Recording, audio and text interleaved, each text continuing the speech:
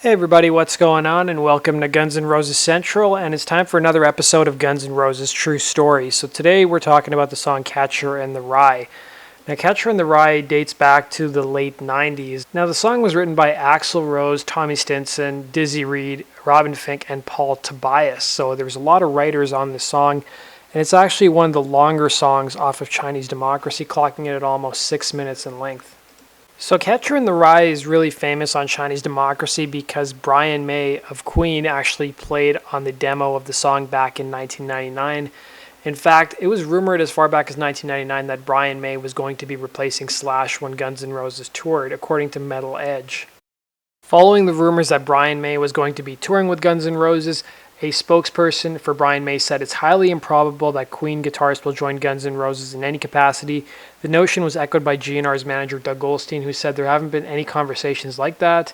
And Phil Symes, the Queen's UK publicist, was unaware of the internet report that suggested that May would be one in a series of celebrity guests joining GNR on the road when and if they ever toured.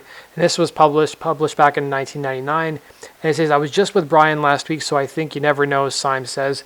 I would think very much he enjoys what he does, doing his own music and working with other members of Queen." Goldstein joked that the idea of using rotating set of celebrity guitars sounds like a really cool idea, and added that guitarist Robin Fink is doing his Nine Inch Nails thing, and we have no idea how long that's going to take.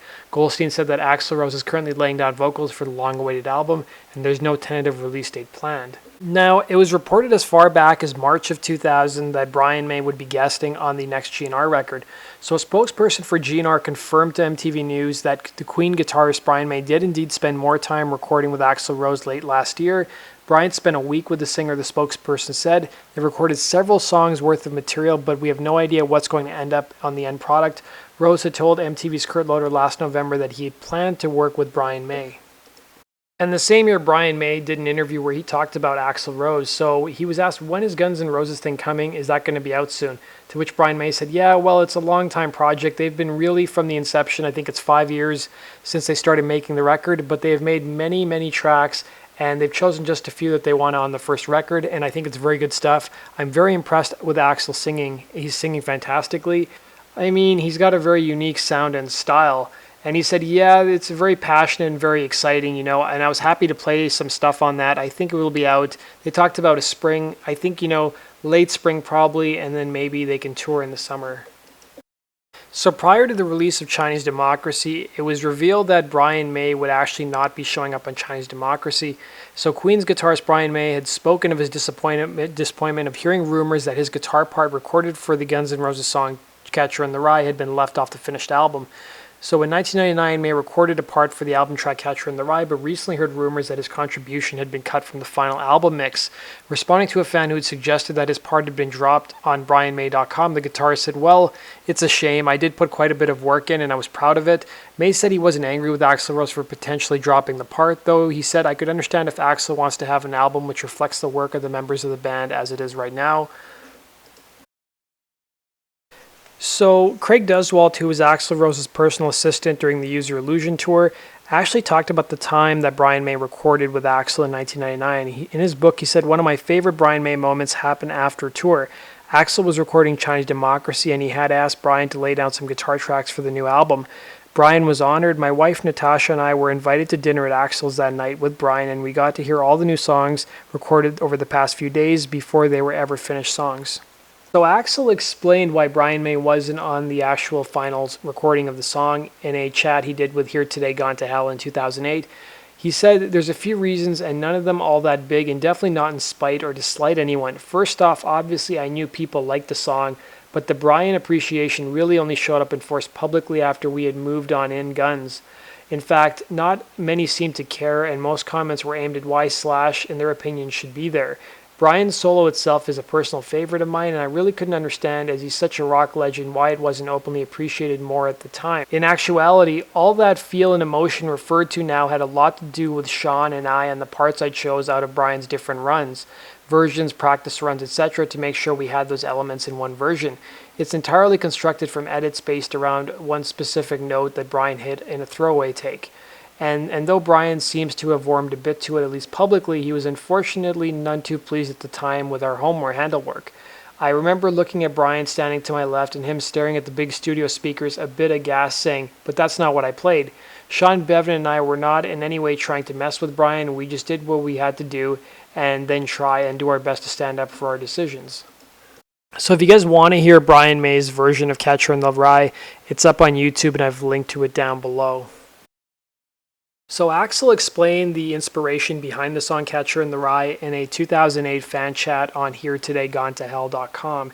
He said, "For me, the song is inspired by what's referred to sometimes as Holden Caulfield syndrome. I feel there's a possibility that how the writing is structured with the thinking of the main character could somehow reprogram, for a lack of a better word, some who may be a bit more vulnerable with a skewed way of thinking, and tried to allow myself to go what may be there or somewhat close during the verses.